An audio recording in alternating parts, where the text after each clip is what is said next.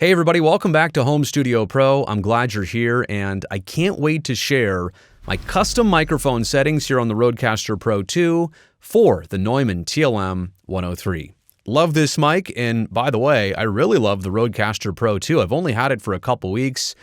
It is so impressive in its versatility, an interface, a mixer, the smart pads, it processes sound. It is a tremendous piece of kit, whether it's for your home studio or you bring it places on the road. Very versatile, can't say enough about it. And yeah, later on, I am going to give you the custom settings, which you're hearing right now, that I've come up with for this microphone. But I do want to also state the disclaimer straight away is that no custom settings for my voice in this room are going to be absolutely perfect for you. Essentially, take this as a roadmap, a place to start. Sure, you can copy over the settings exactly, use them for yourself, but just understand what's best for me is probably slightly different than what's best for you, either in EQ or compression settings, something like that. The other thing to take note of is that I'm here in the home studio. This is a fully treated acoustic environment, so you're not going to get a lot of echoes and reverberations off the wall.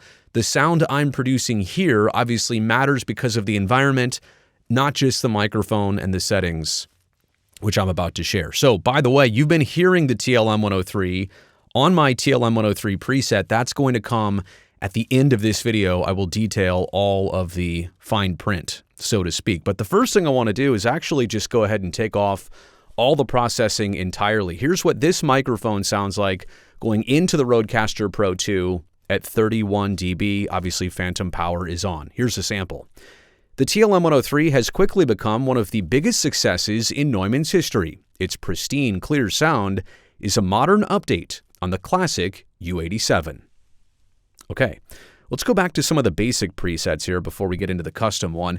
This is called the neutral setting. This is one that comes with the Rodecaster, and you can see there's three different components here: depth, sparkle, and punch. Obviously, processing is on. So depth, the way I interpret it, is probably low end of the frequency.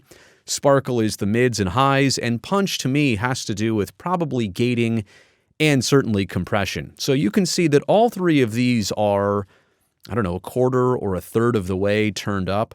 Yeah, probably a quarter, a little more than a quarter of the way turned up. And processing is on. So here is how this neutral setting sounds. The TLM 103 has quickly become one of the biggest successes in Neumann's history. Its pristine, clear sound is a modern update on the classic U87. Okay, so that's how that sounds. Let me quickly switch it to the podcast studio setting. Now, again, these are basic modifications here: depth, sparkle, and punch. These are not advanced by any means. They're trying to make it, basic in terms of these presets. But you can see here that everything has now been turned up well over 50%, probably more like 60% and plus. Depth, sparkle, and punch are all upped a little bit for this. What do we call it? A podcast studio setting? Yeah, podcast studio setting. And by the way, I can turn this off in an instant here too. So again, here's what it sounds like completely dry and unprocessed at 31 dB. And now here's the podcast studio setting. The TLM 103 has quickly become one of the biggest successes in Neumann's history. Its pristine, clear sound is a modern update on the classic U87. Okay, so that's that setting, and there's only one more preset that goes across the board. Now, this is the broadcast setting, and basically everything is maxed out between depth and sparkle and punch. And it does have that broadcasty type feel. Let me know how you think this sounds, by the way, in the comment section below. Here it is on, and here's the microphone fully unprocessed. Hear a little bit more room noise. So I can definitely tell that there's not only compression, but there's also some gating and expansion going on with that punch. Okay. The TLM 103 has quickly become one of the biggest successes in Neumann's history. Its pristine, clear sound is a modern update on the classic U87. All right, that's how that sounds.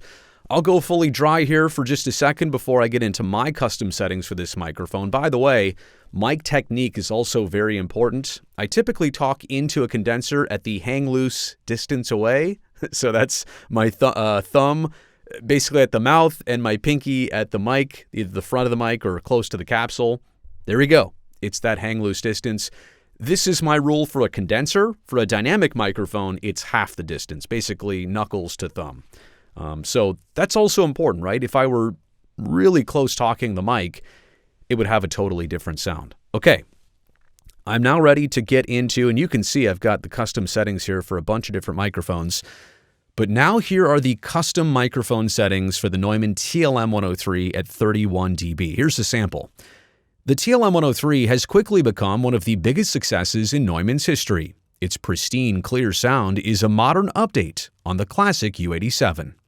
The TLM 103 is a transformerless cardioid condenser microphone with a gentle presence boost for a stunningly direct sound with breathtaking definition and ultra low noise. Bleh, low noise. I'm not a VO guy, but I'm trying. Anyway. So let me turn it off. Again, here's processing entirely off so you can get a taste and a sample of this, and then I'll go ahead and turn it back on. So here are my settings. Again, you can copy these down. Just understand what works best for me is probably going to get you pretty close, but maybe not all the way there.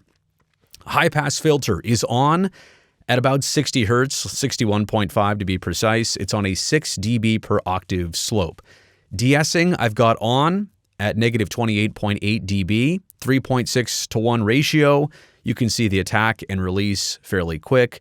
No gain on the de-esser, and my frequency is at about 6,000. Now, my de-essing, where it needs it, is usually between 6 and 6,500. And that's just something I know over time, but you can go ahead and experiment with that for your self. See what it's doing there? And you can pretty much see when you do these settings that sibilance is going to affect that setting. There you go. Okay, let's move on into the noise gate. Let me be quiet. And it's not even honestly turned up as much as it could be. This range, I could honestly have this at like double. There's 6. There's 10.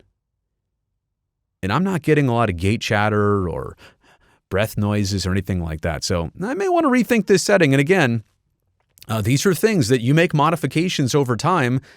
No setting is going to last you a lifetime. You constantly listen back, make alterations. So that's even what I'm finding out here. But noise gate, the threshold at negative 44.4, the attack at 2.5 milliseconds, the hold at 125, the release at 135, the range is at 3. And again, the range is what really dictates the intensity here.